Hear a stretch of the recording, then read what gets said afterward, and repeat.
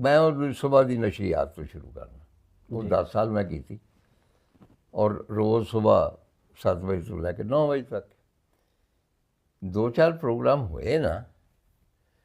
तो अच्छा, पंजाबी दे सारिਆਂ ਤੋਂ ਵੱਡਾ ਦੁਸ਼ਮਣ ਜਿਹੜੇ ਨੇ ਪੰਜਾਬੀ ਨੇ, ਇਹ ਬਿਲਕੁਲ ਸਹੀ ਗੱਲ। ਬਿਲਕੁਲ ਜੀ। ਅੱਛਾ, ਦੂਜਿਆਂ ਨੂੰ ਤੁਸੀਂ ਨਿਬੜ ਲੈਂਦੇ ਹੋ, ਪੰਜਾਬੀ ਨੂੰ ਕਿਸੇ ਨਾਲ ਨਿਬੜੋਗੇ?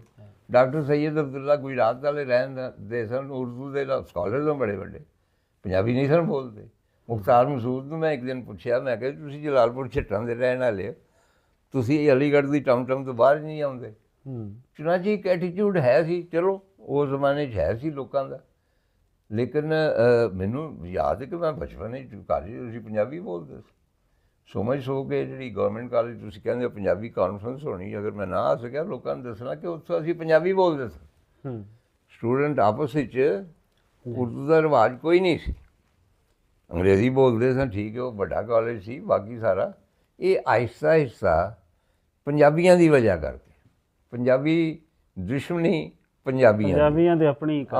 ਅੱਛਾ, ਇਹਨਾਂ ਨੇ ਭਰਾ ਕਿ ਜੀ ਇਹ ਜ਼ੁਬਾਨ ਹੈ। ਮੈਨੂੰ ਇੱਕ ਬੰਦੇ ਨੇ ਕਿਹਾ ਕਿ ਜੀ ਇਹ ਪੰਜਾਬੀ ਸੀ, ਇਹ ਪੰਜਾਬੀ ਦੇ ਗਾਲਾਂ ਦੀ ਜ਼ੁਬਾਨ।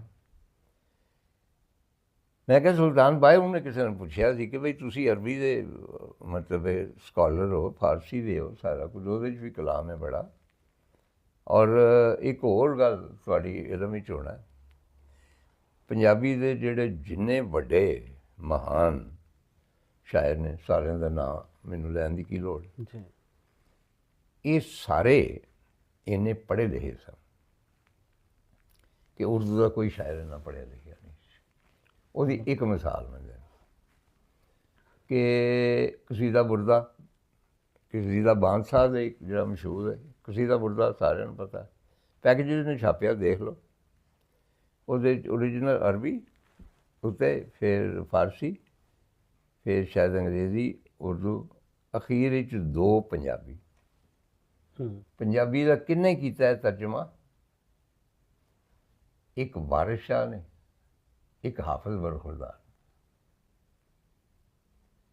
ਯਾਨੀ ਉਹਨਾਂ ਡਾਇਰੈਕਟ ਕੀਤਾ ਹੈ ਅਰਬੀ ਤੋਂ ਪੰਜਾਬੀ 'ਚ। ਹੁਣ ਇਹਦੇ 'ਚ ਮੇਰੀ ਕੋਈ ਤਾਸਬ ਸਮਝ ਲਓ ਜਾਂ ਸਮਝ ਮੈਨੂੰ ਜ਼ਿਆਦਾ ਹੁੰਦੀ, ਅਰਬੀ ਦਾ ਮੈਨੂੰ ਨਹੀਂ ਪਤਾ। ਜਿਹੜਾ ਜ਼ੋਰ ਪੰਜਾਬੀ ਦੇ ਵਿੱਚ ਹੈ ਨਾ, ਕਸੀਦਾ ਬੁਰਦਾ ਦਾ, ਅਤੇ ਉਹ ਗੱਲ ਇਹ ਹੋ ਰਹੀ ਸੀ ਕਿ ਜੀ ਪੰਜਾਬੀ ਦੇ ਗਾਲਾਂ ਦੀ ਜ਼ੁਬਾਨ। ਅਤੇ ਆਪਣਾ ਇਹਨਾਂ ਨੂੰ ਸੁਲਤਾਨ ਬਾਹੂ ਸਾਹਿਬ ਨੂੰ ਕਿਸੇ ਨੇ ਇਹ ਪੁੱਛਿਆ ਕਿ ਕਲਾਮ ਤੁਹਾਡਾ, ਉਹਨੇ ਇੱਕ ਤਾਂ ਮੈਂ ਆਵਾਮ ਤੱਕ ਪਹੁੰਚਣਾ, ਦੂਜਾ ਮੈਂ ਇਸ ਨਤੀਜੇ 'ਤੇ ਪਹੁੰਚਿਆ ਕਿ ਅੱਲਾ ਨਾਲ ਗੱਲਾਂ ਕਰਨ ਵਾਸਤੇ ਸਾਰਿਆਂ ਤੋਂ ਸੋਹਣੀ ਜ਼ੁਬਾਨ ਪੰਜਾਬੀ। ਇਹ ਜੇ ਪੰਜਾਬੀ ਜਿਹੜੀ ਤੁਸੀਂ ਆਂਦੇ ਹੋ ਕਿ ਜੀ ਇਹ ਤੋਂ ਨੌਕਰੋਂ ਕੀ ਜ਼ੁਬਾਨ, ਇਹ ਆਪ ਕੀਤਾ ਨਾ ਤੁਸੀਂ। ਪੰਜਾਬੀ ਹੈ ਤਾਂ ਨਹੀਂ ਇਸ ਤਰ੍ਹਾਂ, ਪਰ